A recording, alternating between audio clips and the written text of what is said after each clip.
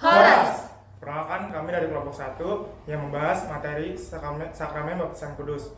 Sebelum melanjutkan materinya, izinkan kami memperkenalkan nama. Perkenalkan, nama saya Sofan. Nama saya Maksudri Tampak Pahan. Saya Karini Japan Garwan. Dan saya Widis Rasiti Espangpahan. Selamat menyaksikan. Yang pertama ada pendahuluan. Menjelaskan tujuan pembahasan memahami arti dan makna sakramen baptisan kudus dalam iman Kristen. Baptisan merupakan dasar perintah Allah. Pertama sekali, baptisan berasal dari Allah. Baptisan bukan merupakan hasil dari pikiran ataupun khayalan manusia. Sama halnya dengan ke-10 firman, pengakuan iman, dan doa Bapa kami yang bukan dibuat oleh manusia, melainkan diwahyukan dan diberikan oleh Allah kepada kita. Baptisan telah ditetapkan oleh Allah dan bukan semata-mata ucapan manusia belaka. Allah memberikan perintah yang sungguh-sungguh dan tegas agar kita dibaptis. Jika tidak, maka kita tidak akan menerima kesukaan yang kekal. Sebab itu, janganlah kita berpikir bahwa baptis merupakan hal yang tidak penting. Seperti memakai mantel merah yang baru dan halus, yang paling penting adalah memandang baptisan sebagai sesuatu yang baik dan luhur dan juga menghormatinya. Selanjutnya, penekanan pada pentingnya mengetahui dan memahami peran baptisan dalam kehidupan orang percaya. Inilah yang terutama sekali untuk kita pergumulkan dan perjuangkan, karena dunia sekarang ini penuh dengan ajaran-ajaran yang menyebarkan pandangan bahwa baptisan hanyalah hal lahiriah dan hal-hal lahiriah itu tidak berguna.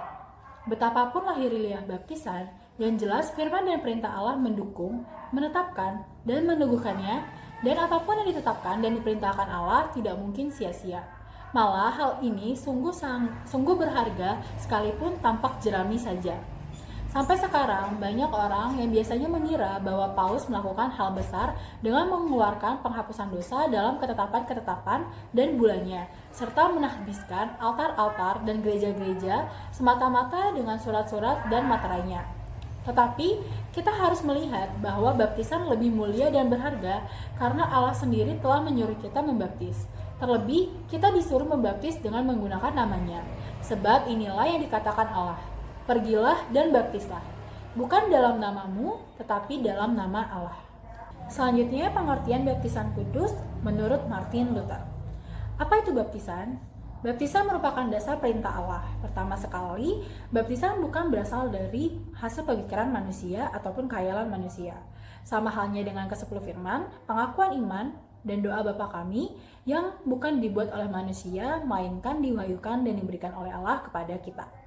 Baptisan telah ditetapkan oleh Allah dan bukan semata-mata ucapan manusia belaka.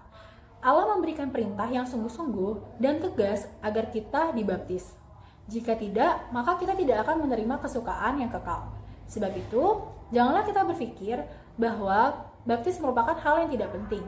Seperti memakai mantel merah yang baru dan halus, yang paling penting adalah memandang baptisan sebagai sesuatu yang baik dan luhur dan juga menghormatinya. Penjelasan tentang baptisan sebagai sakramen. Baptisan berbeda sekali dengan segala jenis air yang lain. Bukan karena apa adanya, melainkan karena sesuatu yang lebih mulia menyertainya. Allah sendiri menaruh kemuliaannya atasnya dan mengalirkan kuasa dan kekuatan ke dalamnya. Itulah sebabnya baptisan bukanlah air biasa saja, tetapi air yang bersifat surgawi, kudus dan diberkati. Baptisan adalah suatu firman surgawi yang surgawi dan kudus. Pujian apapun tidak akan cukup untuk memuliakannya, karena keseluruh kuasa dan kemampuan Allah ada di dalamnya. Baptisan menjadi baptisan dan disebut sakramen doa karena firman Allah seperti yang diajarkan oleh Augustinus, "Accedat verbet et elementum et fit sacramentum." Artinya, apabila firman itu bersatu dengan unsurnya atau zat alami, ia menjadi sakramen, yakni suatu benda dan tanda yang kudus dari ilahi. Itulah sebabnya kami selalu mengajarkan bahwa sakramen-sakramen dan semua hal-hal lahiriah yang Allah tentukan dan tetapkan, hendaknya kita tidak melihatnya dari bagian luarnya saja, seperti melihat kulit kacang. Sebaliknya, kita harus melihat bagaimana firman Allah terkandung di dalamnya. Karena firman seperti layaknya kalung emas yang melingkar pada leher, bahkan mahkota di atas kepala.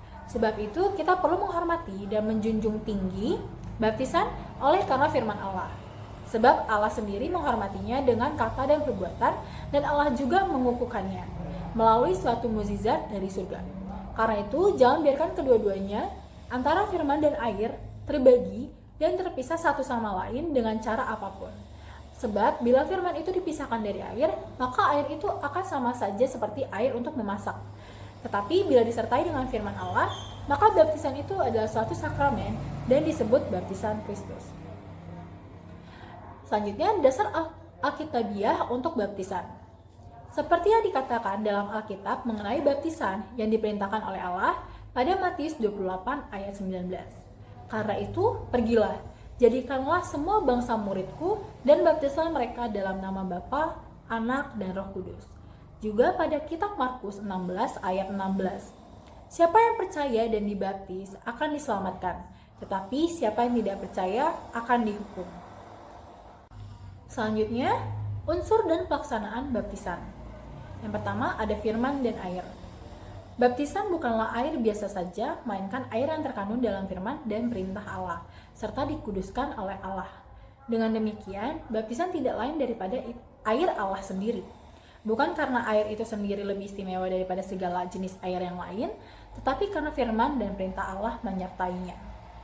Jadi adalah penghinaan yang besar dan jahat bila golongan rohani yang baru mengabaikan firman dan perintah-perintah Allah sehingga baptisan menjadi suram bagi mereka.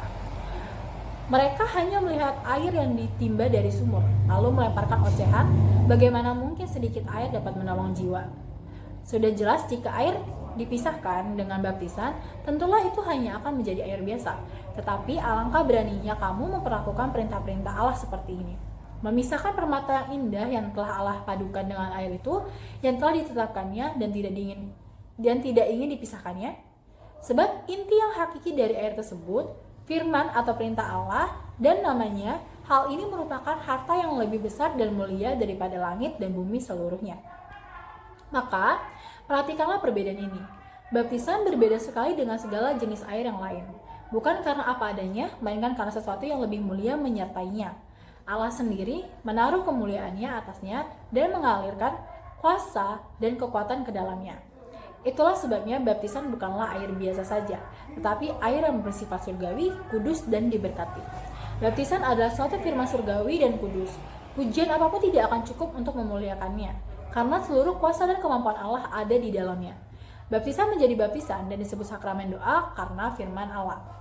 Baptisan bukanlah air biasa, karena air biasa tidak dapat menghasilkan kesukaan kekal, namun firman itu dan nama Allah yang menyertai air itulah yang melakukannya. Di mana ada nama Allah, selalu ada hidup dan kesukaan kekal pula.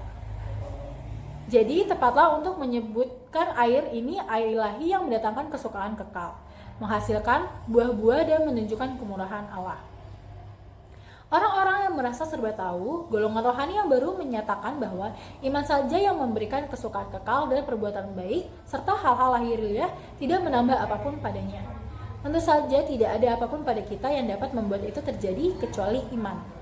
Iman membutuhkan suatu pegangan, suatu dasar, maka iman berpegang teguh pada air itu dan percaya bahwa baptisan adalah sesuatu yang hanya mengandung kesukaan dan hidup yang kekal. Bukan karena air itu, melainkan karena nama Allah lekat padanya.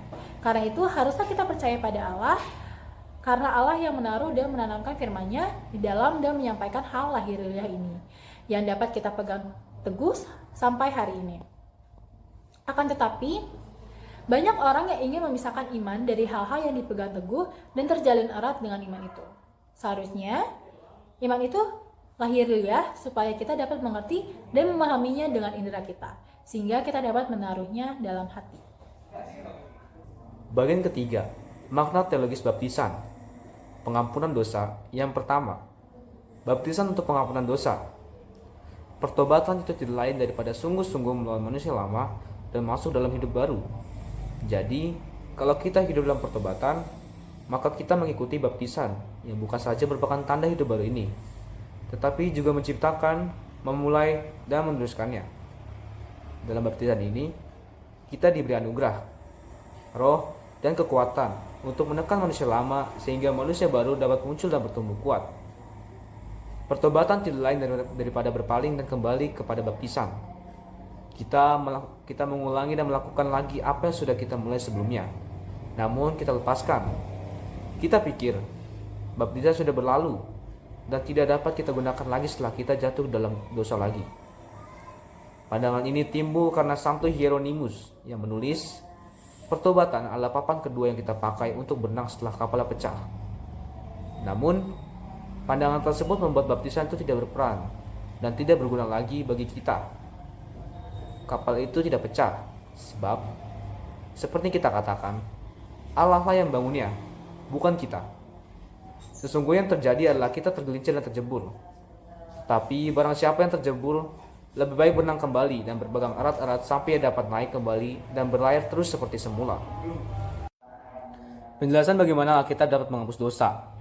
Baptisan merampas kita dari cengkraman iblis, membuat kita menjadi milik Allah, dan melumpuhkan serta mengenyahkan dosa. Lalu, baptisan meneguhkan manusia baru itu setiap hari. Terus-menerus demikian, sampai kita meninggalkan penderitaan ini dan masuk dalam kemuliaan kekal. Karena itu, setiap orang mesti memandang baptisan sebagai pakaiannya sehari-hari, yang harus dikenakan senantiasa, sebagaimana dosa-dosa kita telah diampuni dalam baptisan. Begitu pula pengampunan dosa yang tersedia bagi kita setiap hari seumur hidup kita, yakni selama kita membawa manusia lama ini bersama-sama dengan kita.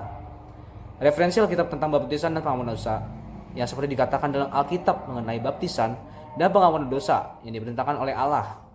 Pada Kisah Rasul 2 ayat 38, jawab Petrus kepada mereka, bertobatlah dan hendaklah kamu masing-masing memberi dirimu dibaptis dalam nama Yesus Kristus untuk pengampunan dosamu, maka kamu akan menerima karunia yang Roh Kudus. Kelahiran kembali dan pembauran. Yang pertama, lahir baru dalam Kristus. Baptisan sebagai tanda kelahiran baru dan hidup baru dalam Kristus. Kita harus mengetahui apa arti baptisan dan mengapa Allah menetapkan tanda dan upacara lahirilah ini sebagai sakramen yang dengannya kita masuk pertama kali menjadi anggota gereja Kristen. Inilah upacara yang dilakukan. Kita dicelupkan ke dalam air yang melingkupi kita seluruhnya. Lalu kita ditarik lagi keluar.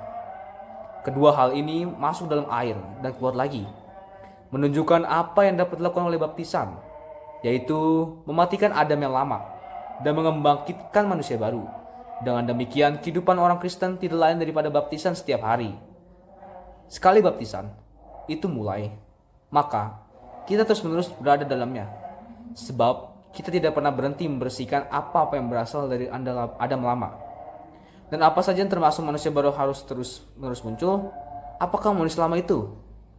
Ia adalah apa yang dilahirkan dalam diri kita dari Adam pemarah, cemar, iri hati, mesum, tamak, malas, dan juga tinggi hati. Sesungguhnya ia tidak beriman, menjadi hamba dari segala kebinasan buruk, dan pada dasarnya tidak ada yang baik dalamnya. Bila pertumbuhan ini terjadi dalam kehidupan orang Kristen, malah manusia lama dibiarkan merajalela. Baptisan belumlah digunakan, melainkan justru ditentang. Sebab mereka yang hidup tanpa Kristus justru keadaannya makin merosot dari hari ke hari. Seperti yang dikatakan suatu peribahasa, dan memang benar demikian. Semakin lama kejahatan berkuasa, kejahatan itu semakin merajalela. Itulah sebabnya manusia lama dalam diri kita mengikuti tabiatnya sendiri dan hidup semau-maunya kalau ia tidak dikendalikan dan ditahan oleh kuasa baptisan. Begitulah arti sebenarnya dari masuk dalam baptisan dan muncul kembali setiap hari. Bukankah pertobatan itu lain daripada sungguh-sungguh melawan manusia lama dan masuk dalam hidup baru? Jadi, kalau kita hidup dalam pertobatan, maka kita mengikuti baptisan yang bukan saja merupakan tanda hidup baru ini, tetapi juga menciptakan, memulai, dan meneruskannya. Peran Roh Kudus dalam proses pembaruan melalui baptisan. Dalam baptisan, kita diberi anugerah, roh dan kekuatan untuk menekan manusia lama, sehingga manusia baru dapat muncul dan bertambah kuat. Dengan demikian, baptisan akan terus-menerus ada.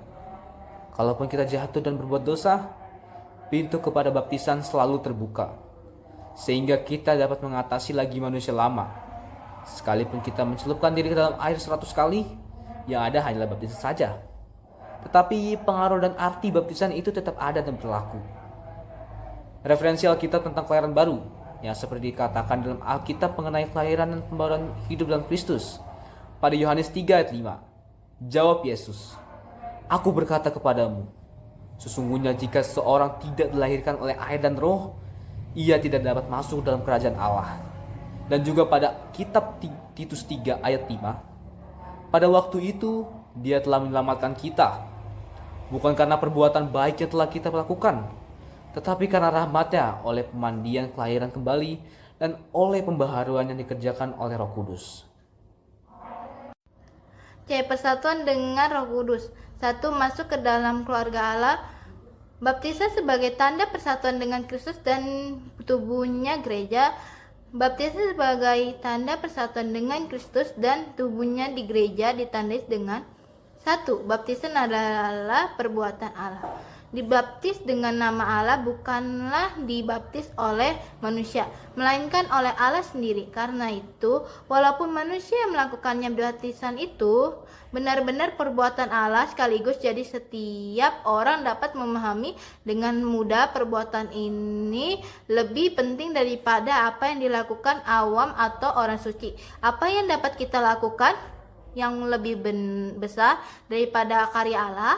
Namun di sini iblis berusaha membutakan penglihatan kita terhadap keadaan yang sebenarnya. 2. Baptisan adalah air dan firman Allah. Dari sini kita dapat mengetahui bagaimana baptisan harus dimengerti dengan benar dan bagaimana menjawab pertanyaan. Apakah baptisan itu? Baptisan bukanlah air biasa saja, melainkan air yang terkandung dalam firman dan perintah Allah serta dikuduskan olehnya. Dengan demikian baptisan tidak lain daripada air Allah sendiri, bukan karena air itu sendiri lebih istimewa daripada segala air yang lain, tapi karena firman dan perintah Allah menyertainya. 3. Mati dan bangkit dengan Kristus. Air melambangkan kematian dan kebangkitan. Ketika seseorang dibaptis, mereka secara simbolis mati terhadap dosa dan bangkit dalam kehidupan baru bersama Kristus. Roma 6 ayat 3-4. Referensi Alkitab tentang persatuan dengan Kristus. Seperti yang dikatakan dalam Alkitab mengenai persatuan dengan Kristus pada kitab Roma 6 ayat 3-4, atau berkata, atau tidak tahukah kau bahwa kita semua yang telah dibaptis dalam Kristus telah dibaptis dalam kematiannya? Dengan demikian kita telah dikuburkan bersama-sama dengan Dia oleh baptisan dalam kematian, supaya sama seperti Kristus telah dibangkitkan dari antara orang mati oleh kemuliaan Bapa, demikian juga kita akan hidup dalam hidup yang baru. Dan juga pada kitab Galatia 3 ayat 27, karena kamu semua yang dibaptis dalam Kristus telah mengenakan Kristus. D. Diskusi kelompok. A. Bagaimana kita memahami peran air dan firman dalam baptisan? Pandangan Martin Luther tentang baptisan kudus menekankan pentingnya kombinasi antara air dan firman Allah. Bagi Luther, baptisan adalah sarana anugerah di mana Allah bekerja melalui elemen-elemen ini untuk memberikan pengampunan, keselamatan dan hidup baru kepada orang yang dibaptis. Air dalam baptisan bukanlah air yang biasa karena telah dikuduskan oleh firman Allah, dan firman Allah memberikan kekuatan dan efektivitas pada tindakan sakramen tersebut. B. Mengapa baptisan penting untuk pengampunan dosa? Luther menekankan bahwa baptisan diinstitusikan dan diperintahkan oleh Kristus sendiri. Dalam Injil Markus 16 ayat 16, Yesus berkata, siapa yang percaya dan dibaptis akan diselamatkan, tetapi siapa yang tidak percaya akan dihukum. Perintah ini menunjukkan bahwa baptisan adalah bagian integral dari rencana keselamatan Allah. Karena itu, Luther percaya bahwa mengikuti perintah ini adalah cara untuk menerima berkat-berkat yang dijanjikan Allah tersebut, pengampunan dosa. Menurut Luther, melalui baptisan orang-orang percaya disatukan dengan kematian dan kebangkitan Kristus dalam surat Roma 6 ayat 3-4. Paulus menulis, atau tidak tahukah kamu bahwa kita semua yang telah dibaptis dalam Kristus Yesus telah dibaptis dalam kematiannya? Oleh karena itu, kita telah dihukum bersama-sama dengan Dia oleh baptisan dalam kematian, supaya sama seperti Kristus telah dibangkitkan dari antara orang mati oleh kemuliaan Bapa, demikian juga kita akan hidup dalam hidup yang baru. Baptisan adalah sarana di mana orang percaya mengalami kematian terhadap dosa dan kebangkitan untuk hidup baru. Penyatuan ini membawa pengampunan dosa karena melalui baptisan. Orang percaya menerima manfaat dari karya penembusan Kristus. Luther mengajarkan bahwa dalam baptisan firman Allah yang disatukan dengan air menghasilkan pengampunan dosa. Firman Allah adalah elemen yang menguduskan dan ketika digabungkan dengan air memberikan pengampunan dan membersihkan dosa.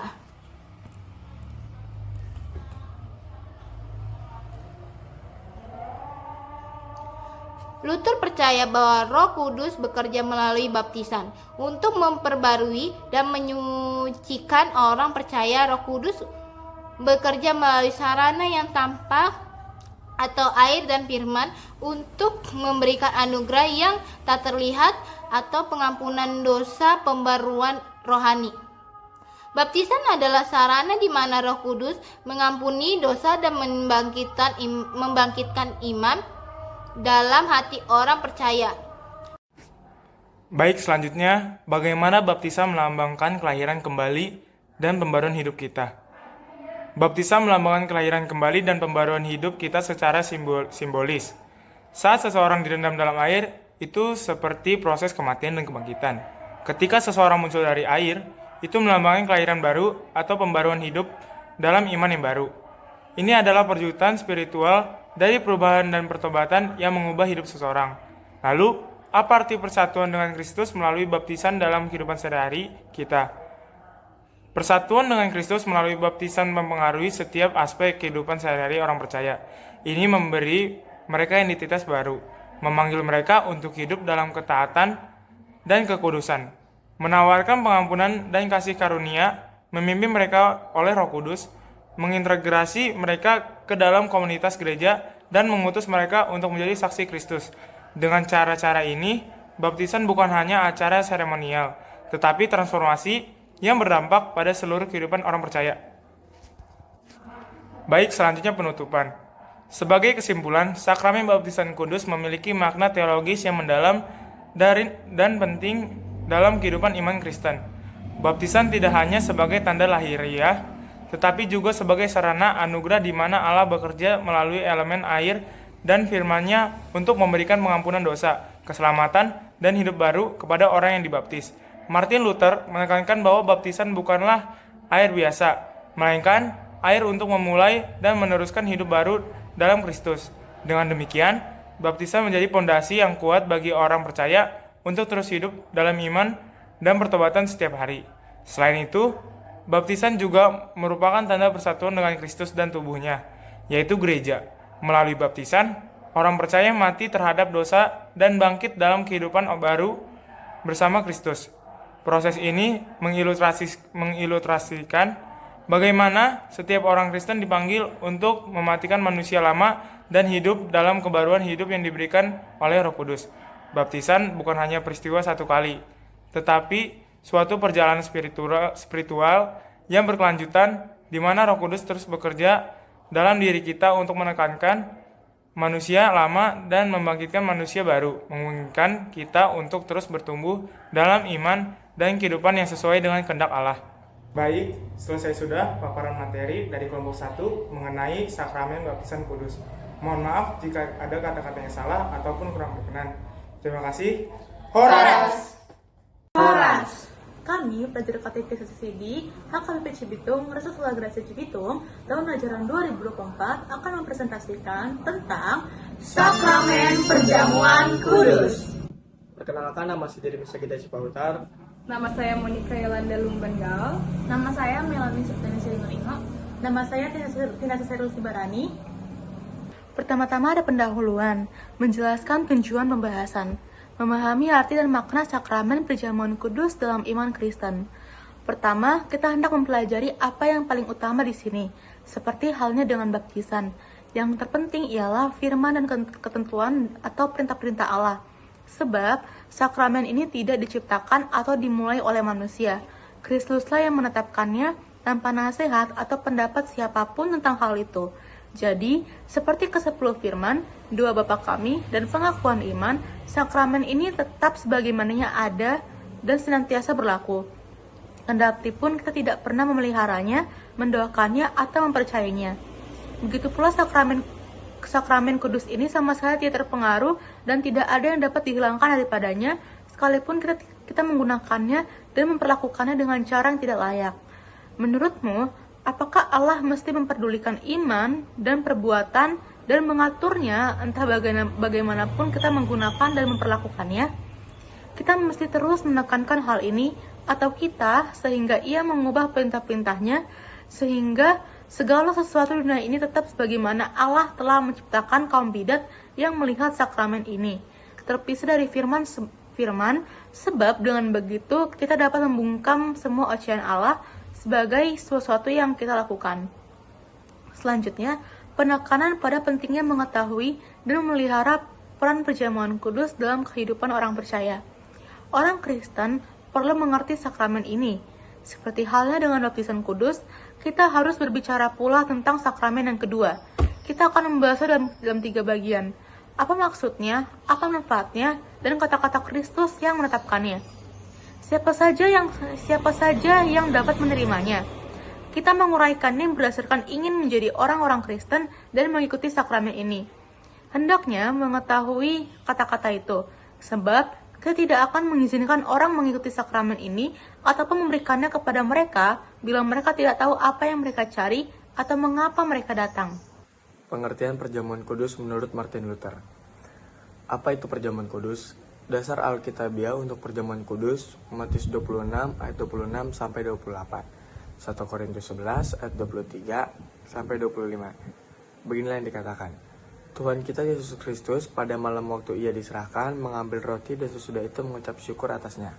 Ia memecah-mecahkannya dan berkata, "Ambillah, makanlah, inilah tubuhku yang diserahkan bagi kamu. Perbuatlah ini menjadi peringatan akan aku." Demikian juga ia mengambil cawan. Sesudah makan mengucap syukur lalu memberikannya kepada mereka dan berkata, "Ambillah dan minumlah kamu semua dari cawan ini. Cawan ini adalah perjanjian baru oleh darahku yang atlah ini. Setiap kali kamu meminumnya, menjadi pengingat ditumpahkan untuk kamu pengampunan dosa. Perbuakan aku." Penjelasan tentang penggunaan roti dan anggur dalam perjamuan kudus. Apakah perjamuan kudus itu? Jawabku, tubuh dan darah Tuhan Kristus yang sejati, di dalam dan dengan roti yang anggur melalui sabda Kristus. Seperti yang diperintahkan, kita orang Kristen harus memakan dan meminumnya. Sama seperti baptisan kudus, bukan hanya air biasa. Demikian pula kita kan di sini sakramen ini adalah roti dan anggur. Namun bukan roti dan anggur biasa yang dihidangkan di meja. Sakramen ini adalah roti anggur yang terkandung dalam firman Allah yang terikat padanya. Saya tegaskan, firman itulah yang membuatnya menjadi sakramen dan memisahkannya sehingga sakramen ini bukanlah roti dan anggur biasa, melainkan tubuh dan darah Kristus dalam kenyataan maupun sebutan seperti yang dikatakan accedat verbum et elementum et fit sacramentum. Apabila firman itu menyatu dengan unsur, lahirlah maka unsur itu menjadi sakramen. 40 pernyataan Santo Agustinus ini begitu tepat dan baik, sehingga hampir tidak ada yang lebih baik daripada itu yang dikatakannya. Firman itu harus membuat unsur tersebut menjadi sakramen. Jika tidak, unsur itu tetaplah unsur yang biasa saja. Nah, kata-kata ini adalah firman dan perintah-perintah Allah yang maha agung, bukan hanya dari seorang pangeran atau kaisar yang berkuasa. Siapa yang dapat menerima perjamuan kudus dan oleh siapa sakramen ini dilaksanakan? Itulah sebabnya kita mesti membedakan orang-orang. Mereka yang tidak punya rasa malu dan hidup sembrono, hendaklah menjauh saja. Mereka tidak siap menerima pengampunan dosa karena mereka tidak mencarinya dan tidak ingin hidup benar. Tetapi orang-orang lain yang tidak begitu keras dan hidup tanpa hukum, hendaklah mereka jangan menjauh, sekali dalam hal lain mereka lemah. Seperti yang dikatakan, kalau dosa yang dilakukan seseorang bukanlah dosa yang sepantasnya, membuat dia dikeluarkan dari jemaat dan dianggap sebagai orang yang bukan Kristen. Hendaknya ia tidak menjauhkan diri dari sakramen ini, supaya ia tidak merampas kehidupan dari dirinya sendiri. Sebab tak seorang pun akan menjadi begitu sempurna sehingga ia tidak memiliki banyak kelemahan dalam darah dan daging setiap hari. Selanjutnya yaitu makna teologis perjamuan kudus. Penjelasan bagaimana perjamuan kudus mengampuni dosa. Karena itu tidak ada gunanya mengatakan tubuh dan darah Kristus tidak diberikan dan ditumpahkan bagi kita dalam perjamuan kudus, sehingga dosa-dosa kita tidak dapat diampuni dalam sakramen ini. Sebab walaupun tindakan itu terjadi di atas salib dan pengampunan dosa dimenangkan di sana, hal itu tidak dapat sampai kepada kita dengan cara lain kecuali khotbah atau firman yang diucapkan. Bagaimana kita dapat ragu melalui firman? Andai kata hal itu tidak diumumkan melalui bahwa pengampunan itu telah terjadi dan dimaksudkan untuk diberikan kepada kita sebagai pemberian. Bagaimana mereka akan mengetahuinya? Bagaimana mereka berpegang pada pengampunan dosa dan memilikinya apabila mereka tidak mengikuti serta mempercayai Alkitab dan kabar baik? Nah, seluruh kabar baik dan pengakuan iman, aku percaya kepada gereja yang kudus dan pengampunan dosa dan seterusnya telah terkandung di dalam sakramen ini dan diberikan kepada kita melalui firman itu. Lantas, mengapa kita hendak membiarkan harta ini terpisah dari sakramen tersebut? Lebih-lebih, mereka harus mengakui kata-kata ini sama seperti yang kita dengar di mana-mana dalam kabar baik. Mereka tidak berhak mengatakan bahwa kata-kata dalam sakramen ini tidak berguna. Bagaimana mereka harus dikatakan bahwa terlepas dari sakramen ini seluruh kabar baik atau firman Allah adalah sia-sia, sebab dikatakan, inilah darahku, darah perjanjian yang ditumpahkan bagi banyak orang pengampunan dosa. Selanjutnya, perjamuan kudus sebagai tanda kesatuan dengan Kristus. Di sini kita juga tidak ingin berselisih pendapat dan bertikai dengan mereka yang meremehkan dan menodai sakramen ini. Pertama, kita hendak mempelajari apa yang paling utama di sini, seperti halnya dengan baptisan. Yang terpenting ialah firman dan ketentuan atau perintah-perintah Allah, sebab sakramen ini tidak diciptakan atau dimulai oleh manusia. Kristuslah yang menetapkannya tanpa nasihat atau pendapat siapapun tentang hal itu. Jadi, seperti ke-10 firman, doa Bapa kami, dan pengakuan iman, sakramen ini tetap sebagaimana adanya dan senantiasa berlaku. Kendatipun kita tidak pernah memeliharanya, mendoakannya, atau mempercayainya.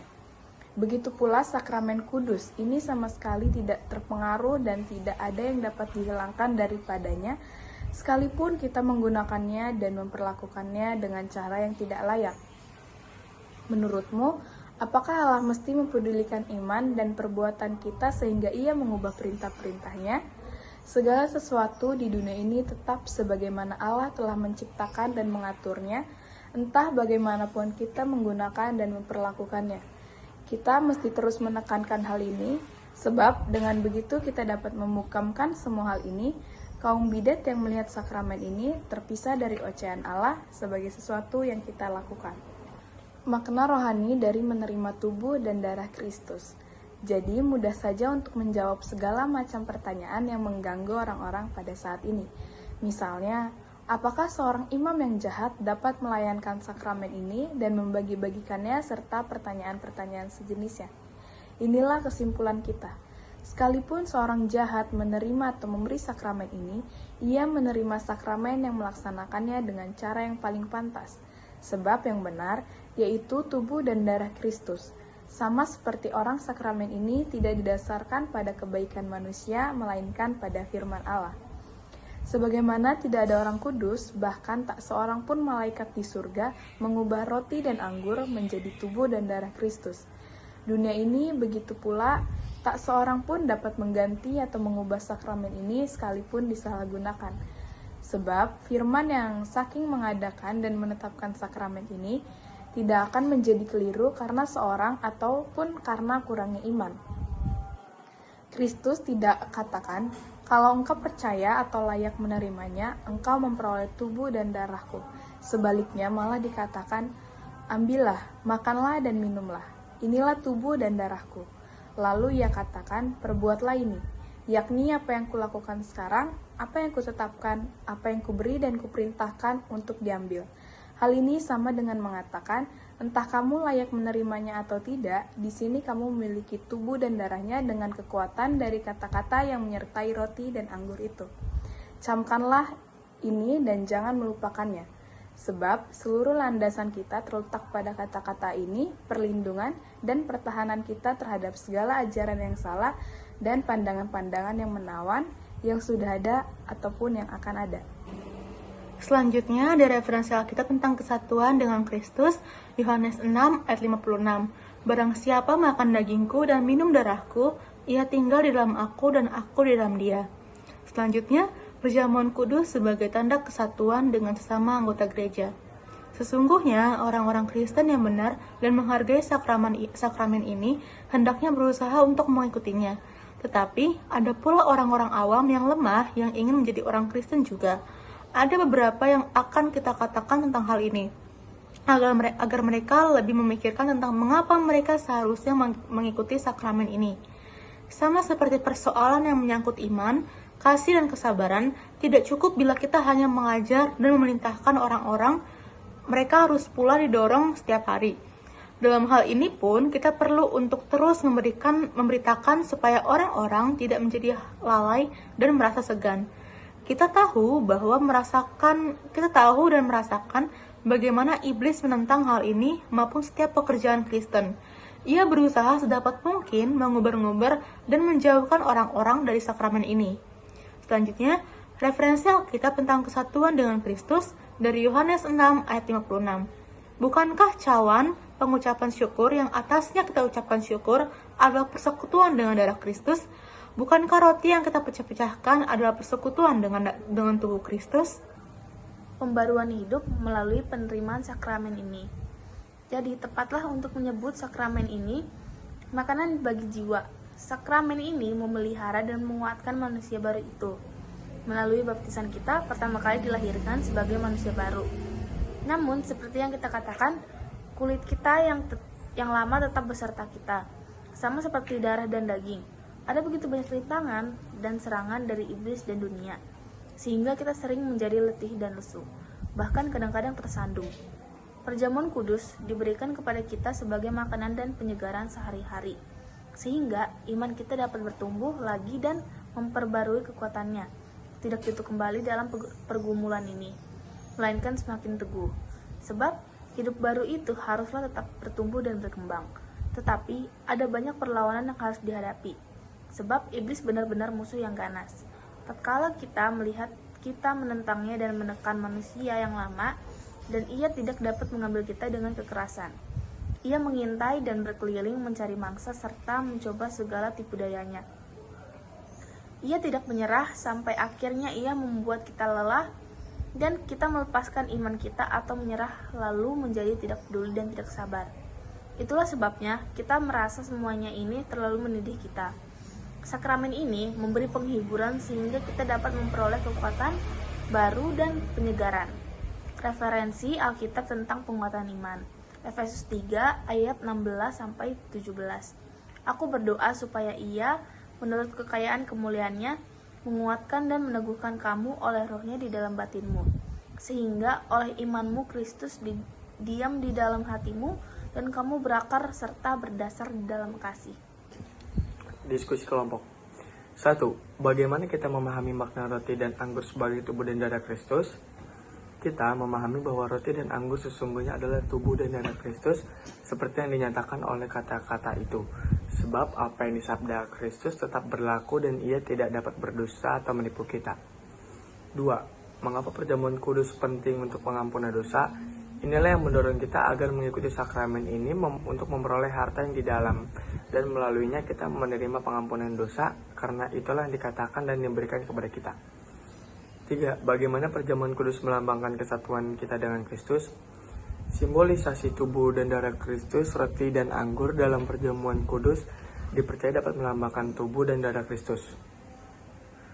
Pembaruan iman Katekismus Besar Luther mengajarkan bahwa perjamuan kudus adalah sarana di mana iman seseorang diperbarui dan diperkuat. Kesatuan dengan sesama percaya Katekismus Besar Luther juga menekankan bahwa perjamuan kudus adalah tanda kesatuan antara semua orang percaya sebagai anggota tubuh Kristus. Ketika umat percaya berkumpul untuk menerima perjamuan kudus, mereka diingatkan akan hubungan mereka satu sama lain sebagai satu tubuh dalam Kristus. Yang keempat, apa arti perjamuan kudus dalam menciptakan kesatuan di antara sesama anggota gereja? Perjamuan kudus, atau yang juga dikenal sebagai komuni atau sakramen ekaristi, adalah sebuah ritual penting dalam agama Kristen, khususnya dalam tradisi Katolik dan Ortodoks, serta beberapa aliran Protestan. Dalam ritual ini, anggota gereja secara simbolis bersatu dengan Kristus, mengingat kembali tindakannya yang kudus. Ini membantu menciptakan kesadaran akan kebutuhan akan penyucian dan kesetiaan kepada ajaran agama. Ini menekankan pentingnya solidaritas dan kasih sayang di antara sesama anggota gereja. Ini menciptakan kesadaran akan panggilan untuk melayani dan mencintai satu sama lain sebagaimana Kristus telah mengasihi kita. Dengan demikian, perjamuan kudus memiliki makna yang mendalam dalam menciptakan dan memperkuat kesatuan di antara anggota gereja, baik dalam hubungan vertikal dengan Kristus maupun dalam hubungan horizontal sesama umat Kristen. Yang kelima, bagaimana perjamuan kudus dapat menguatkan iman dan memperbarui hidup kita. Banyak perlawanan yang harus kita hadapi, sebab iblis merupakan musuh yang ganas. Mereka menentang dan menekan manusia. Ia tidak menyerah sampai akhirnya ia lelah dan membuat kita sampai melepas iman kita. Itulah sebabnya ketika kita merasa semuanya ini terlalu menindih kita, sakramen ini memberi penghiburan sehingga kita dapat memperoleh kekuatan baru dan penyegaran. Sekian pemaparan materi presentasi dari kelompok kami. Mohon maaf apabila banyak salah kata atau salah ucap. Terima kasih. Horas!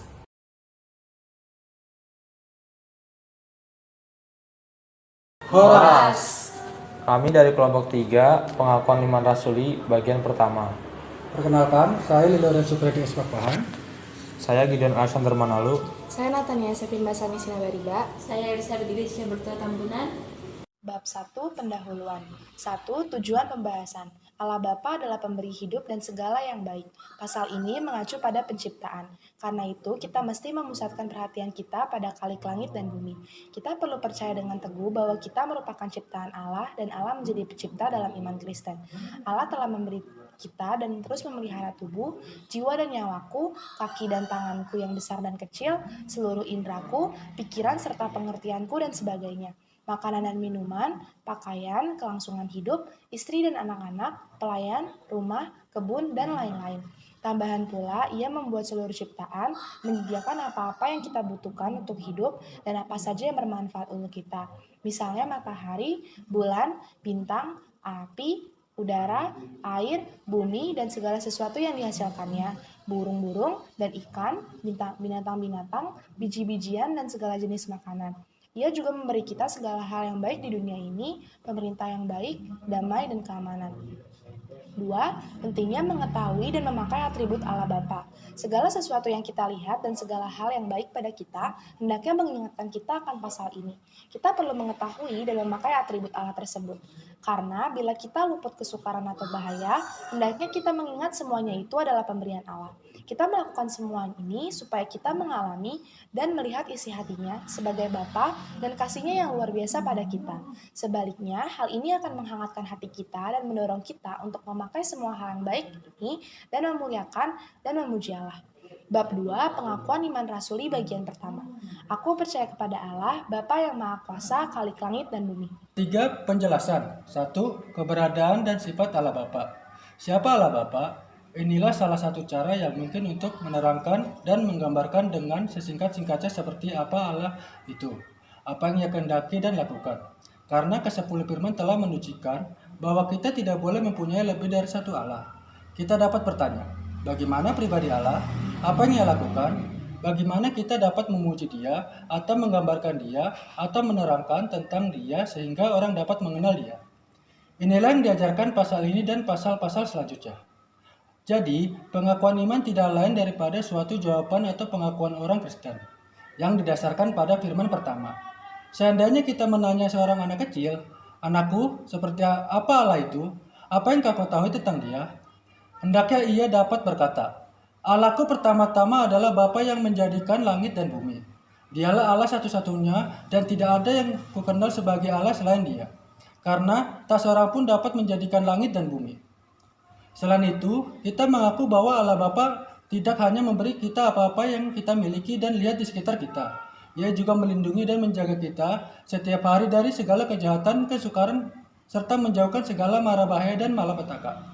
Semuanya ini Ia lakukan karena kasih dan kebaikan semata-mata. Sekalipun kita tidak layak menerimanya, sebagaimana seorang Bapa yang baik, Ia memelihara kita sehingga tidak ada bahaya yang menimpa kita. Hal-hal lain yang dapat dikatakan tercakup dalam dua bagian lain pasal ini, di mana kita mengatakan Bapa yang Maha Kuasa. B. Sifat Maha Kuasa Allah. Allah Bapa yang Maha Kuasa artinya adalah Allah Bapa yang memiliki sifat pelindung dan kasih. Allah Bapa tidak hanya memberi apa yang kita butuhkan dan lihat di sekitar. Allah Bapa melindungi, membentengi, menjaga kita tiap hari dan segala kejahatan dan kesukaran, serta menjauhkan segala mara bahaya dan malapetaka. Hal ini Ia lakukan karena kasih dan kebaikannya. Sekalipun kita tidak layak menerima itu, sebagai seorang Bapa yang baik, Ia memelihara kita sehingga kita tidak terkena bahaya yang menimpa kita. Tercakup dalam dua bagian pasal ini, Bapa yang Maha Kuasa. 2. Penciptaan langit dan bumi. A. Penciptaan dunia. Inilah salah satu cara yang mungkin untuk menerangkan dan menggambarkan dengan sesingkat-singkatnya seperti apa Allah itu, apa yang Ia kehendaki dan lakukan. Karena ke-10 firman telah menunjukkan bahwa kita tidak boleh mempunyai lebih dari satu Allah. Kita dapat bertanya, bagaimana pribadi Allah? Apa yang Ia lakukan? Bagaimana kita dapat memuji Dia atau menggambarkan Dia atau menerangkan tentang Dia sehingga orang dapat mengenal Dia? Inilah yang diajarkan pasal ini dan pasal-pasal selanjutnya. Jadi, pengakuan iman tidak lain daripada suatu jawaban dan pengakuan orang Kristen yang didasarkan pada firman pertama. Seandainya kita menanya seorang anak kecil, "Anakku, seperti apa Allah itu? Apa yang kau ketahui tentang Dia?" Hendaknya ia dapat berkata, "Allahku pertama-tama adalah Bapa yang menjadikan langit dan bumi. Dialah Allah satu-satunya dan tidak ada yang dikenal sebagai Allah selain Dia. Karena tak seorang pun dapat menjadikan langit dan bumi. Penciptaan biasanya dianggap sebagai pekerjaan Bapa dan bukan Anak dan Roh Kudus. Bagaimanapun juga, Alkitab menunjukkan bahwa pekerjaan penciptaan adalah karya dari ketiga pribadi dalam Tritunggal. Penggunaan kata Elohim dari Jehovah bagi Allah Tritunggal memberikan pernyataan yang terang dalam hal ini. Bahkan dalam Perjanjian Lama pun Elohim adalah yang menciptakan di dalam Kejadian 1. Dan dalam Kejadian 1 ayat 2, Roh Allah berbuat secara aktif. Roh Kudus disebut beberapa kali dalam Perjanjian Lama sebagai pencipta. Bapa juga disebut secara khusus dalam Perjanjian Baru. Maka dapat diharapkan bahwa suatu pernyataan yang sama akan diberikan mengenai Anak Allah atau Yesus Kristus. B. Pemeliharaan dan pemerintahan. Bagaimana Allah terus-menerus memelihara ciptaannya. Allah telah memberiku dan terus memelihara tubuh, jiwa dan nyawaku, kaki dan tanganku, yang besar dan kecil, seluruh indraku, pikiran serta pengertianku dan sebagainya. Makanan dan minuman, pakaian, kelangsungan hidup, istri dan anak-anak, para pelayan, rumah dan kebun dan lain-lain. Tambahan pula, Ia membuat seluruh ciptaan menyediakan apa-apa yang kita butuhkan untuk hidup dan apa saja yang bermanfaat untuk kita, matahari, bulan, dan bintang-bintang di angkasa, siang dan malam, udara, api, air, bumi, dan segala sesuatu yang dihasilkannya, burung-burung dan ikan-ikan, binatang-binatang, biji-bijian, dan segala jenis tanaman. Ia juga memberi kita segala hal yang baik di dunia ini. Pemerintah yang baik, damai, dan keamanan. Providensi Allah merujuk pada keyakinan bahwa Allah memiliki perencanaan dan pengaturan yang sempurna. Dalam setiap aspek kehidupan, dalam kehidupan sehari-hari, providensi Allah tercermin dalam berbagai cara. Misalnya, saat seseorang mengalami keberuntungan atau kesempatan yang tak terduga, itu bisa dianggap sebagai tanda dari kebijaksanaan dan rencana Allah yang tak terlihat. Di saat-saat sulit atau ujian, keyakinan akan providensia Allah memberikan ketenangan dan kepercayaan bahwa ada hikmah di balik setiap cobaan. Melalui tindakan-tindakan baik orang lain, kesempatan yang akan muncul, atau bahkan keputusan yang diambil. Allah dapat menunjukkan kebaikan dan rencananya yang lebih besar bagi setiap individu dengan merenungkan providensia Allah dalam kehidupan sehari-hari. Seseorang dapat memperkuat hubungan spiritualnya dan menjalani hidup dengan penuh rasa syukur dan ketenangan. 3. Iman dan kepercayaan. Arti percaya kepada Allah Bapa. Arti percaya kepada Allah Bapa adalah menyerahkan hidup kepada Allah dengan penuh. Karena Allah Bapa kita selalu menjaga dan melindungi kita, Dia memelihara kita dan kita dijagai sehingga kita dijauhkan dari segala mara bahaya dan kecelakaan apapun. Allah sendiri yang memberikan dirinya sendiri kepada kita dan segala makhluk ciptaannya, serta memelihara kita dengan murah hati dalam hidup ini. Cara kita percaya kepada Allah dengan memahami bahwa aku percaya dan Allah yang menciptakannya, aku dan segala yang ada, diperlengkapinya, aku dengan tubuh dan jiwa, mata, telinga, dan seluruh anggota tubuhku, pikiran dan segala perasaan, dan hingga kini dipeliharanya semua. Juga diberikan kepadaku pakaian, makanan, keluarga, dan harta benda, dan segala sesuatu yang kubutuhkan dalam hidup ini. Hidupku dipelihara agar jangan binasa dan dilindungi dari segala bahaya dan kejahatan. Segala kebaikan Allah tersebut diberikan kepadaku, bukanlah karena kebaikan kelakuanku, oleh karena untung nasib hidupku, melainkan hanya anugerah Tuhan dan kebaikannya saja. Oleh sebab itu, menjadi kewajibanku berterima kasih, memuji, melayani, serta menaati firman-Nya. Demikianlah sesungguhnya. Kepercayaan dan keyakinan dalam pemeliharaan Allah mengajarkan kita untuk melepaskan segala kekhawatiran dan mengandalkannya sepenuhnya dalam setiap langkah hidup. Ini memungkinkan kita untuk melihat setiap peristiwa sebagai bagian dari rencana yang sempurna, dan dengan demikian kita bisa hidup dengan kedamaian dan keberanian yang tak tergoyahkan. B. Penerapan iman. Penerapan iman dalam percaya kepada Allah Bapa meliputi kepengakuan dan kebesarannya sebagai pencipta alam semesta, keyakinan akan kasih-Nya yang tak terhingga, serta ketaatan kepadanya dalam segala aspek kehidupan. Ini juga mencakup doa sebagai sarana untuk memperkuat hubungan pribadi dengan Allah Bapa dan mempraktikkan ajaran-ajaran Kristus dalam interaksi sehari-hari dengan sesama. Selain itu, dari semua hal yang sudah kita bahas, dapat diambil kesimpulan sejarah kita menerapi iman dan dengan benar. Bagaimana caranya? Kita harus memahami dengan benar konsep dan arti dari Allah Bapa adalah Bapa dan Pencipta, lalu memahami segala yang Allah Bapa telah beri adalah Allah yang baik, karena Allah Bapa adalah pemberi hidup dan segala yang baik. Allah Bapa juga pribadi yang pelindung dan pengasih pada anak-anaknya. Kita mesti berterima kasih dan melayani Allah dengan sepenuh hati. Lalu bagaimana caranya berterima kasih dan melayani Allah dengan sepenuh hati di kehidupan kita sehari-hari? Kita hendak mengikuti perintahnya sesuai dengan Ia meminta di ke-10 firman. Jangan berlagak self-centered atau sombong dengan semua yang kita punya, dan seakan-akan meminta semua orang untuk menghormati serta melayani diri kita sendiri. Diskusi kelompok. 1. Bagaimana kita memahami Allah sebagai Bapa yang penuh kasih dan pemelihara? Menurut kelompok kami, cara kita memahami Allah sebagai Bapa yang penuh kasih dan pemelihara dengan tidak menyalahgunakan segala pemberian Allah yang baik untuk keserakahannya dan kebanggaan diri sendiri. Sebab Allah Bapa yang penuh kasih tidak hanya memberikan segala hal yang kita mau, melainkan menjaga serta melindungi kita dari segala hal yang jahat juga. 2. Apa arti bagi kita bahwa Allah adalah Maha Kuasa dalam hidup kita sehari-hari? Menurut kelompok kami, sifat Maha Kuasa Allah dapat dalam kehidupan sehari-hari adalah melindungi dan menjaga kita. Dengan adanya Allah di kehidupan sehari-hari kita, maka kita akan dilindungi, dibentengi, dan dijaga. 3. Bagaimana kita melihat karya pencipta Allah dalam dunia sekitar kita? Menurut kelompok kami, karya pencipta Allah dapat kita lihat dalam dunia sekitar kita. Hal ini terkandung dalam kata Khalik. Itu sendiri, Allah menyediakan apa yang kita butuhkan untuk hidup dan pastinya bermanfaat untuk kita. Misalnya, matahari untuk menerangi, bulan dan bintang-bintang di angkasa, siang dan malam untuk membedakan, udara, api, air, bumi, dan segala sesuatu yang dihasilkannya.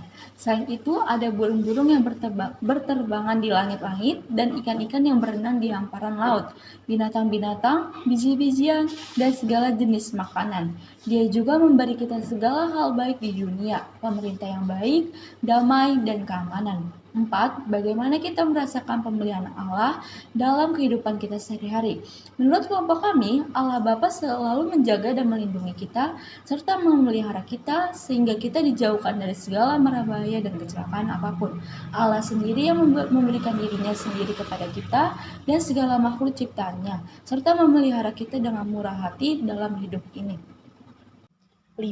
Bagaimana kita menghidupi iman kita kepada Allah Bapa dalam kehidupan sehari-hari? Menurut kelompok kami, segala sesuatu yang kita lihat dan segala hal baik yang ada pada kita hendaknya mengingatkan kita akan pasal ini. Bila kita luput dari kesukaran atau bahaya, hendaknya kita mengingat semuanya itu singkat adalah pemberian Allah. Ia melakukan semua ini supaya kita mengalami dan melihat isi hatinya sebagai Bapa dan kasihnya yang luar biasa kepada kita. Sebaliknya, hal ini akan menghangatkan hati kita dan mendorong kita untuk berterima kasih serta memakai semua hal yang baik ini untuk memuliakan dan memuji Allah. Apa yang kita peroleh dari Allah dan apa yang kita kembalikan kepadanya. Inilah hal terbaik yang perlu kita ketahui. Namun terlebih lagi, inilah harta yang lebih mulia yang kita miliki. Sebab setiap hari kita berdosa dengan mata, telinga, tangan, tubuh, dan jiwa kita, uang dan harta serta segala yang kita miliki. Oleh sebab itu, kita perlu menjadi orang yang percaya kepada Allah sepenuhnya dan menjadi rendah hati dan takut. 6. Apa saja tantangan yang kita hadapi dalam mempercayai Allah sepenuhnya? Menurut kelompok kami, banyak orang yang masih belum mempercayai pasal ini, dan pastinya banyak juga orang yang belum mempercayai Allah sepenuhnya. Andai kata kita meyakininya dengan segenap hati, tentu kita tidak akan bertindak seperti itu. Apa saja contohnya? Kita berlagak dan begitu menyombongkan diri seolah-olah hidup kita kekayaan, kemampuan, nama baik kita, dan sebagainya berasal dari diri kita sendiri. Dan seolah-olah orang harus menghormati dan melayani kita. Demikianlah yang dilakukan oleh dunia yang bobrok dan sesat ini. Dunia ini terkubur dalam kebutaannya sehingga ia menyalahgunakan segala pemberian Allah yang baik untuk kebanggaan dan keserakahannya sendiri, untuk kesenangan dan kenikmatannya sendiri. Sekejap pun ia tidak memandang Allah untuk berterima kasih atau mengakui Dia sebagai Tuhan dan Pencipta. Bab 5 penutup. Pasal ini memberikan gambaran tentang sifat dan perbuatan Allah sebagai pencipta langit dan bumi. Ini mengajarkan kita untuk bersyukur atas karunia-Nya.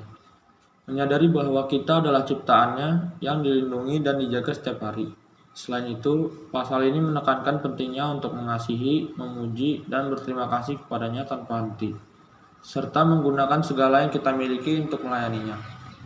Ini juga mengingatkan kita bahwa kehidupan ini adalah anugerah Allah yang harus kita hargai dan gunakan untuk memuliakannya. Dan dari kelompok kami, Terima kasih. 3.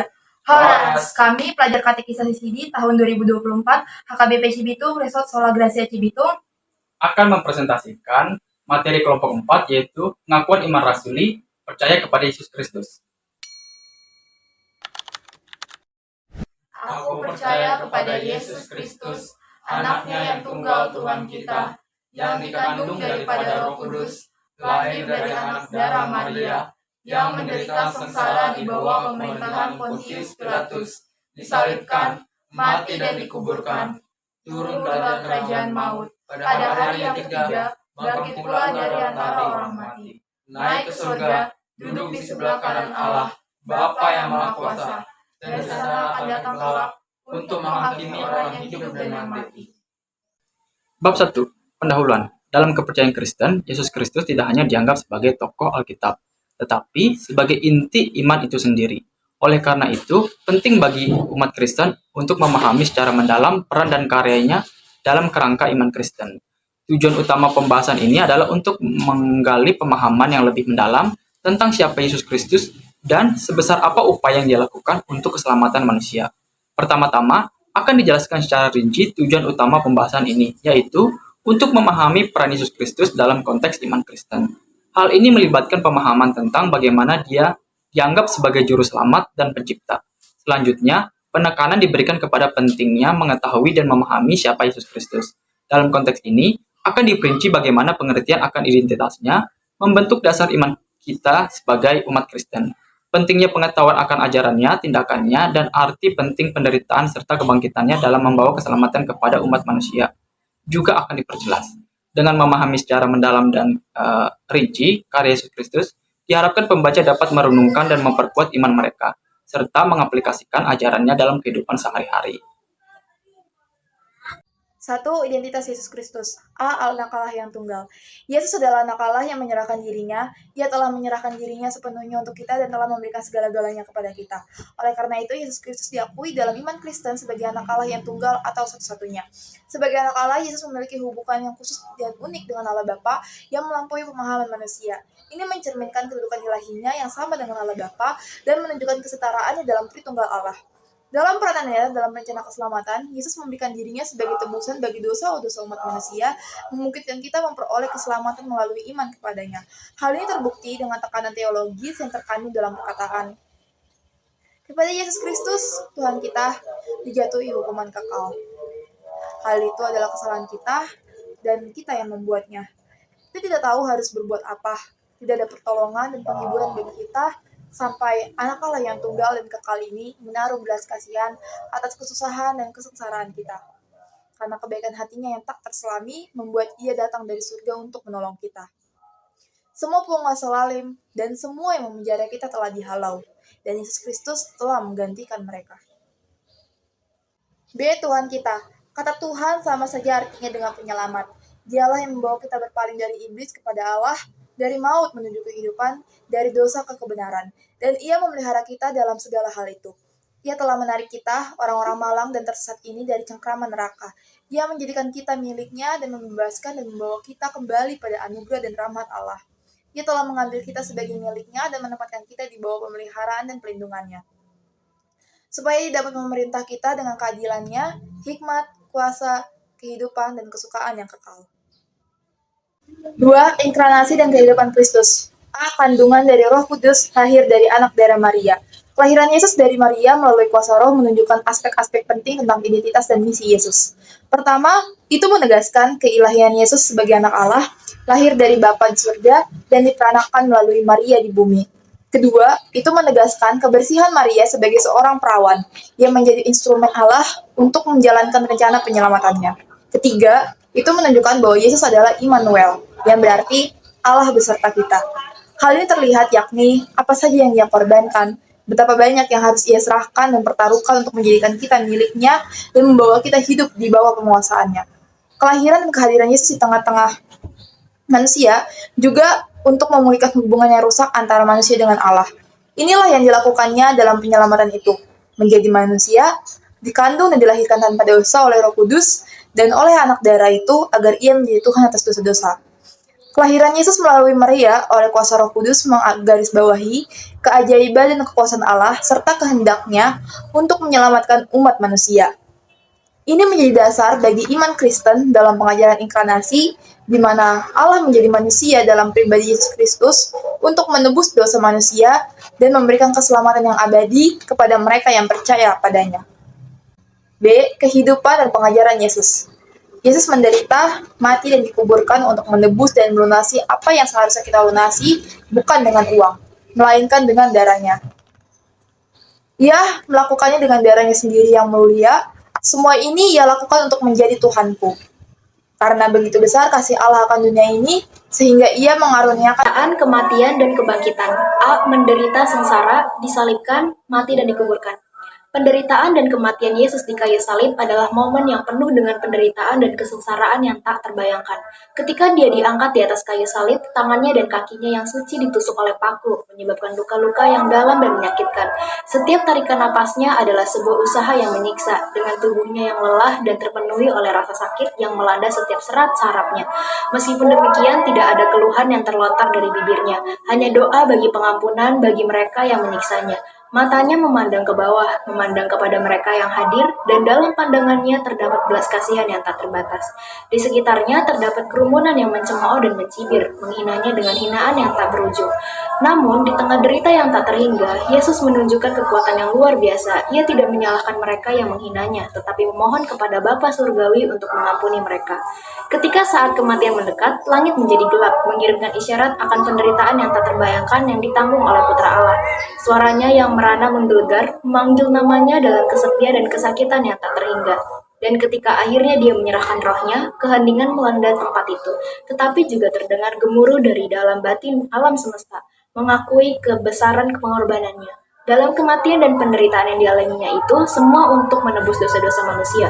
Dosa-dosa manusia menyebabkan pemisahan antara manusia dan Allah, tetapi melalui kematian Yesus, pengampunan dan keselamatan ditawarkan kepada mereka yang percaya kepadanya.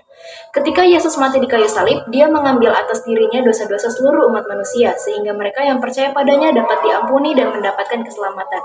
Ini menunjukkan kasih dan pengampunan Allah kepada umat manusia, serta memperlihatkan kekuatan dan keagungannya dalam mengalahkan dosa dan kematian. B. Kedatangan kedua untuk menghakimi. Kedatangan Yesus yang kedua kali adalah peristiwa penting yang akan membawa pemisahan terakhir dan sepenuhnya antara orang percaya dan dunia yang jahat, iblis, dosa, dan segala sesuatu yang bertentangan dengan kehendak Allah. Pada saat kedatangannya yang kedua, Kristus akan datang dengan kuasa dan kemuliaan untuk menghakimi dunia. Bagi orang percaya, ini adalah pengharapan yang besar karena Yesus akan membebaskan mereka sepenuhnya dari segala bentuk kejahatan dan penderitaan. Luther mengajarkan bahwa kedatangan kembali Kristus akan membawa pemulihan dan pembaruan seluruh ciptaan, mengakhiri segala dosa dan kejahatan, dan membawa umatnya ke dalam kehidupan kekal yang penuh damai dan kebahagiaan bersama Allah. Dalam penantian akan kedatangannya yang kedua, orang Kristen dipanggil untuk hidup dalam ketaatan dan kekudusan, selalu berjaga-jaga dan siap, mengingat bahwa dunia yang jahat ini bukanlah rumah mereka yang sejati.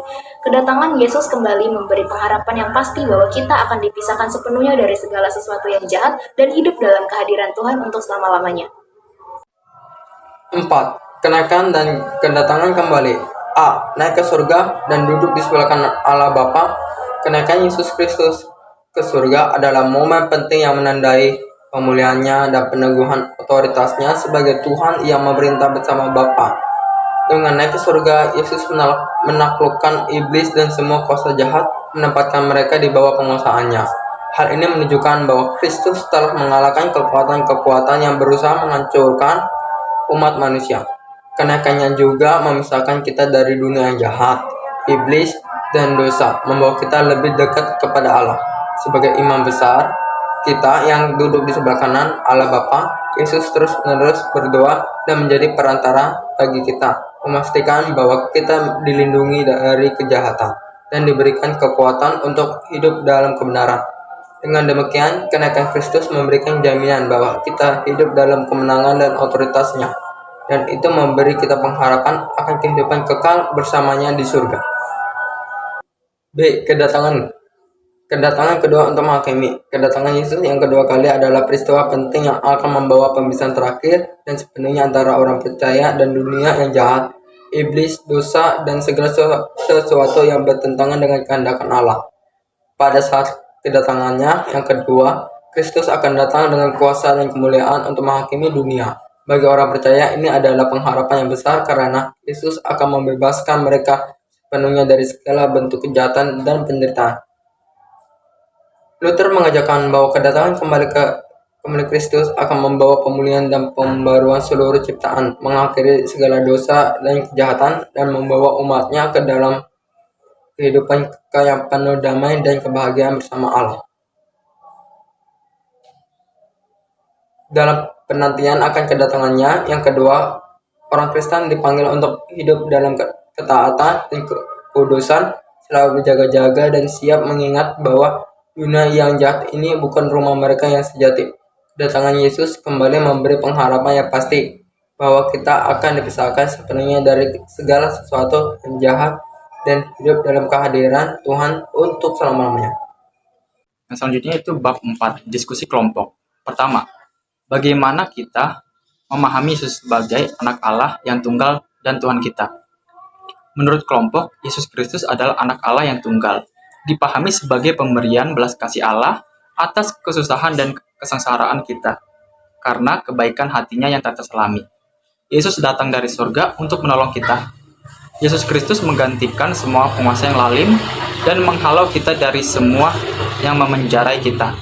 Sebagai Tuhan kehidupan yang membuat kita berdamai dengan Allah, memberi segala yang baik serta kesukaan yang kekal. Yesus sebagai anak Allah menjadi manusia, dikandung dan dilahirkan tanpa dosa oleh Roh Kudus, oleh anak darah yang itu agar menjadi Tuhan atas dosa-dosa manusia. Menderita, mati, dikuburkan, dan bangkit dari kubur, dan akhirnya naik ke surga, dan memerintah bersama Bapaknya. Dua, apa makna inkarnasi Yesus bagi iman kita? Menurut kelompok, inkarnasi Yesus sebagai penyerahan dirinya sepenuhnya untuk kita dan memberikan segala-galanya kepada kita. Yesus dijatuhi hukuman kekal, yang mana itu adalah kesalahan kita. Kita tidak tahu harus berbuat apa, tidak ada pertolongan dan penghiburan bagi kita. Sampai akhirnya Yesus menaruh belas kasihan atas keusahan dan kesengsaraan kita karena kebaikan hatinya yang tak terselami. Yesus datang dari surga untuk menolong kita. Inkarnasi Yesus sebagai pengganti penguasa yang lalim, Tuhan kehidupan yang membuat kita berdamai dengan Allah, memberikan kita yang segala baik serta kesukaan kekal. Ia menarik kita, orang-orang malang dan tersesat dari cengkraman neraka dan membawa kita kembali pada anugerah dan rahmat Allah. Ia mengambil kita sebagai miliknya dan menempatkan kita di bawah pemeliharaan dan perlindungannya, supaya ia dapat memerintah kita dengan keadilannya, hikmat, kuasa, kehidupan, dan kesukaan kekal. Selanjutnya, pertanyaan nomor 3. Bagaimana penderitaan dan kematian Yesus mempengaruhi pemahaman kita tentang penebusan dosa? Menurut kelompok, penderitaan dan kematian Yesus memberikan pemahaman bahwa Yesus membawa kita berpaling dari iblis kepada Allah, dari maut menuju kehidupan, dari dosa ke kebenaran, dan ia memelihara kita dalam segala bidang itu. Ia menjadi manusia, dikandung dan dilahirkan tanpa dosa oleh Roh Kudus dan oleh anak darah Maria. Menderita, mati, dan dikuburkan untuk membawa kita berpaling dari iblis. Yesus mengorbankan dirinya untuk melunasi apa yang seharusnya kita lunasi, menjadikan kita miliknya, dan membawa kita di bawah penguasaannya. Mengapa kebangkitan Yesus sangat penting bagi iman Kristen? Menurut kelompok kebangkitan Yesus penting bagi iman Kristen karena kebangkitan Yesus dari kubur untuk melenyapkan dan meniadakan maut, dan akhirnya ia naik ke surga dan memerintah bersama Bapaknya. Akhirnya, iblis dan semua kuasa jahat ditaklukkan dan berada di bawah penguasaannya, dan memisahkan kita dari dunia jahat, iblis, dosa, dan sebagainya. Kebangkitan Yesus Kristus membebaskan manusia dari cengkeraman neraka dan membawa kita kembali kepada anugerah dan rahmat Allah. Ia telah mengambil kita sebagai miliknya dan menempatkan kita di bawah pemeliharanya dan pelindungannya, supaya ia dapat memerintah kita dengan keadilan, hikmat, kuasa, kehidupan, dan kesukaan kekal. Pertanyaan nomor 5. Apa makna kenaikan Yesus ke surga dan bagaimana kita menantikan kedatangannya kembali? Menurut kelompok, kenaikan Yesus Kristus ke surga untuk memerintah bersama Bapaknya, menaklukkan iblis dan semua kuasa jahat yang berada di bawah penguasaannya, dan memisahkan kita dari dunia yang jahat, iblis, dosa, dan lain sebagainya. Dengan demikian, Yesus menaklukkan iblis dan semua kuasa jahat, menegaskan bahwa segala sesuatu kini berada di bawah penguasaannya. Kenaikan ini juga menandakan pemisahan umat percaya dari dunia yang jahat, dari pengaruh iblis, dosa, dan segala sesuatu yang bertentangan dengan kehendak Allah. Melalui kenaikan Yesus Kristus, umat Kristen diingatkan bahwa Kristus adalah Raja yang berdaulat, yang melindungi dan memimpin umatnya menuju keselamatan dan kehidupan kekal. Peristiwa ini memperkuat iman dan pengharapan umat bahwa mereka tidak lagi terikat oleh kekuatan-kekuatan jahat, melainkan hidup di bawah kasih dan anugerah Kristus yang memerintah dengan adil dan penuh kasih. Dalam masa penantian kedatangannya kembali, kita harus hidup dalam pengharapan dan kesiapsiagaan, serta menjalani kehidupan yang setia dan berbuah sebagai murid Kristus. Dengan berpegang pada iman dan pengharapan akan kedatangan Kristus kembali, yang akan membawa pemulihan penuh dan kehidupan kekal bersama Allah dengan cara hidup dalam iman yang sejati kepada Yesus Kristus dan terus-menerus bertobat dari dosa. Hal ini berarti mengakui kelemahan dan dosa kita, serta mempercayakan diri sepenuhnya kepada anugerah dan pengampunan yang diberikan melalui Kristus. 6. Bagaimana kita dapat menghidupi iman kita dengan meneladani Yesus Kristus dalam kehidupan sehari-hari? Menurut kelompok, meneladani Yesus Kristus yaitu dengan menyadari bahwa Ia telah menyerahkan dirinya sepenuhnya untuk kita dan telah memberikan segala-galanya kepada kita, yaitu menyelamatkan kita dari kuasa maut. Kita harus memahami bahwa kita telah dibebaskan, dan oleh sebab itu kita juga harus menyerahkan diri kita kepada Yesus Kristus, Tuhan kita. Ini berarti kita harus hidup dalam ketaatan dan kasih kepada Kristus, mengenali dan menghargai pembebasan yang telah kita terima, dan membalasnya dengan hidup yang dipenuhi oleh dedikasi dan kesetiaan kepadanya. Dengan menyerahkan diri kita kepada Yesus, kita mengakui Dia sebagai pemimpin dan penebus kita, dan kita berkomitmen untuk hidup menurut ajaran dan teladannya, menunjukkan kasih dan pengabdian yang sama kepada sesama sebagaimana yang telah Kristus tunjukkan kepada kita. Kesimpulan, Yesus Kristus adalah anak Allah yang tunggal dan Tuhan kita, yang memberikan dirinya sepenuhnya sebagai tebusan atas dosa-dosa manusia. menunjukkan kasih-Nya dan belas kasih yang tak terselami kepada Allah. Ia menggantikan semua penguasa lalim dan membebaskan kita dari cengkeraman dosa, dan sehingga kita dapat berkuasa atas kita. Inkarnasi Yesus, yaitu kelahirannya dari perawan Maria melalui kuasa Roh Kudus, menegaskan keilahiannya dan kemanusiaannya. Melalui inkarnasi ini, Yesus menjadi Immanuel atau Allah bersama kita, menunjukkan bahwa Allah hadir di tengah-tengah umat manusia untuk memulihkan hubungan yang rusak antara manusia dan Allah. Inkarnasi ini juga menunjukkan bahwa Yesus adalah Tuhan atas dosa-dosa manusia yang menderita, mati, dan bangkit untuk membawa kita kembali kepada anugerah dan rahmat Allah. Penderitaan dan kematian Yesus di kayu salib adalah penebusan bagi dosa-dosa manusia. Melalui penderitaan dan kematiannya, Yesus membawa kita berpaling dari iblis kepada Allah, dari maut menuju kehidupan, dan dari dosa ke kebenaran. Kebangkitannya dari antara orang mati adalah bukti nyata kemenangan atas dosa dan maut, menunjukkan kuasa sebagai anak Allah, dan memberikan keyakinan bahwa kita juga akan menang atas dosa-dosa dan maut melalui iman kepada Yesus Kristus. Kenaikan Yesus ke surga menandakan kemuliaan dan pengaruh otoritasnya sebagai Tuhan dan memerintah bersama Bapa. Dengan kenaikannya, Yesus menaklukkan iblis dan semua kuasa jahat, memisahkan umat percaya dari dunia yang jahat, dan kedatangannya Yesus yang kedua kali akan membawa pemisahan dari antara orang percaya dan dunia yang jahat, mengakhiri segala dosa dan kejahatan, dan membawa umatnya ke dalam kehidupan kekal yang penuh rahmat bersama dengan Allah. Menantikan kedatangan Yesus yang kedua kali berarti hidup dalam pengharapan, kesiapsiagaan. Umat Kristen diingatkan untuk hidup dalam iman yang sejati, bertobat dari dosa, dan menjalankan kehidupan yang setia, dan berbuah sebagai murid Kristus.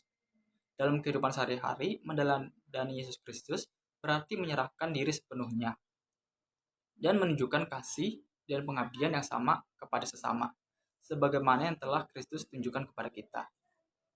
Dengan demikian, kita mengakui Kristus sebagai pemimpin dan penebus kita, dan kita berkomitmen untuk hidup menurut ajaran dan teladannya.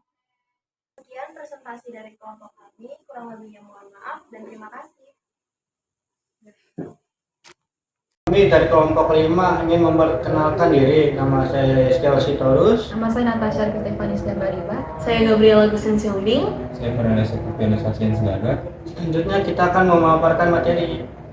Pendahuluan, penekanan pada pentingnya mengetahui dan memahami siapa Roh Kudus dan bagaimana dia bekerja dalam kehidupan orang percaya. Menerangkan tentang Roh Kudus dan menyatakan apa yang ia lakukan, yakni membuat kita kudus. Itulah sebabnya kita akan memperhatikan kata Roh Kudus sebagai dasar kita, karena kata itu begitu padat sehingga tidak ada yang lebih tepat lagi. Dalam kitab suci disinggung juga roh-roh lain seperti roh manusia, roh-roh surgawi, dan roh-roh jahat. Akan tetapi hanya roh Allah sajalah yang disebut Roh Kudus. Penjelasan identitas Roh Kudus. Roh Kudus sebagai pribadi ketiga dari Tritunggal Maha Kudus. Roh Kudus yakni dialah yang telah dan akan terus menguduskan kita. Sebagaimana Bapa disebut pencipta dan Anak disebut penyelamat, maka Roh Kudus disebut yang kudus atau yang menguduskan sesuai dengan pekerjaannya. Peran Roh Kudus dalam hubungan dengan Allah Bapa dan Yesus Kristus. Sang Anak berkuasa menjadikan kita menjadi miliknya melalui kelahiran, kematian, dan kebangkitannya, dan sebagainya. Maka Roh Kudus berperan agar kita dikuduskan. Sifat dan pekerjaan Roh Kudus. Roh Kudus sebagai penghibur dan penolong. Roh menguduskan orang-orang dan menolongnya untuk menjadi lebih kudus lagi. Maksudnya adalah agar kita bertumbuh setiap hari dan menjadi kuat dalam iman dengan buah-buah iman yang dihasilkannya. Roh yang menginsapkan dunia akan dosa, kebenaran, dan penghakiman dalam Yohanes 16 ayat 8-11. Sama seperti Sang Anak berkuasa menjadikan kita menjadi miliknya melalui kelahiran, kematian, dan kebangkitannya, dan sebagainya. Maka Roh Kudus berperan agar kita dikuduskan melalui hal-hal ini: persekutuan orang kudus atau gereja Kristen, pengampunan dosa, kebangkitan daging, dan hidup yang kekal. Kerjaan Roh Kudus dalam hidup orang percaya, pengudusan dan pembaruan. Roh Kudus yang menguduskan dan memperbarui hati orang percaya. Pertama-tama, Dia membawa kita ke dalam persekutuannya, Roh Kudus, dan menempatkan kita dalam naungan gereja. Lalu, melalui gereja, Dia memberitakan firman Allah kepada kita dan menuntun kita kepada Kristus. Pentingnya pekerjaan Roh Kudus dalam proses sanctification atau pengudusan. Karena kekudusan dimulai dalam persekutuan Kristen dan terus bertumbuh setiap hari. Kita menantikan tabiat manusiawi, kita dimatikan dan dikubur bersama segala kotorannya. Baru kemudian tabiat itu akan muncul dengan segala kecermelangannya, bangkit dari kematian ke kekudusan yang lengkap dan sempurna dalam hidup baru yang berlangsung selama-lamanya. Sementara ini kita masih setengah bersih dan kudus. Karena itu, Roh Kudus terus bekerja dalam kita melalui firman Allah dan Ia memberitakan pengampunan dosa setiap hari. Pemberian karunia rohani, karunia Roh Kudus yang diceritakan kepada jemaat untuk pelayanan dan pembangunan tubuh Kristus. 1 Korintus 12 ayat 4-11. Karunia itu berkata-kata dengan hikmat, karunia berkata-kata dengan pengetahuan, karunia untuk nubuat, dan kepada yang lain lagi Ia memberitakan karunia untuk membedakan bermacam-macam roh, karunia untuk berkata-kata dengan bahasa roh. Semua karunia ini diberikan oleh Roh Kudus untuk membantu orang percaya dan menjalankan misi dan panggilan mereka dalam hidup. Roh Kudus dan gereja, gereja yang kudus dan am. Roh Kudus yang mempersatukan orang percaya dalam satu tubuh, yaitu gereja. Pengakuan iman rasuli menyebut gereja Kristen yang kudus sebagai suatu communio sanctorum, suatu persekutuan orang kudus. Orang awam mengertinya bukan sebagai sekelompok orang yang berkumpul, melainkan suatu gedung atau bangunan yang ditahbiskan, meskipun bangunan itu disebut gereja hanya karena kelompok tersebut berkumpul di dalamnya. Kita yang berkumpul mendirikan tempat khusus bagi kita dan menamainya sesuai dengan kelompok orang yang berkumpul.